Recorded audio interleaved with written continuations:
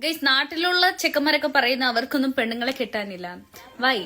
Because പെണ്ണുങ്ങൾക്കൊക്കെ ബുദ്ധി വെച്ചു. Guys, is 2025.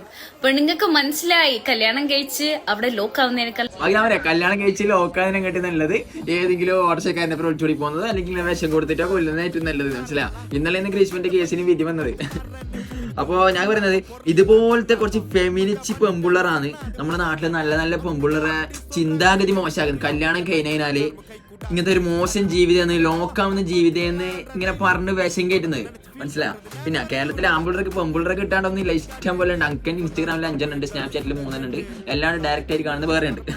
ഇതുപോലെ സിനാനുണ്ട് 5 ഇഷ്ടം പോലെ ആൾക്ക് കേരളത്തിലെ ആമ്പിള്ളർക്ക് പെണ്ണിട്ടാണൊന്നുമില്ല. ഈ ബംഗാളിക്കാരാണ് ഇപ്പൊ കേരളത്തിൽ വേണ്ടി പെമ്പിള്ളറെ കെട്ടിട്ട് പോകുന്നു. മനസ്സിലായോ? അതുകൊണ്ട് ഇതുപോലത്തെ ഫെമിനിസ്റ്റുകളെ നമ്മൾ ബഹിഷ്കരിക്കണം. എന്റെ പേര് പെണ്ണ്.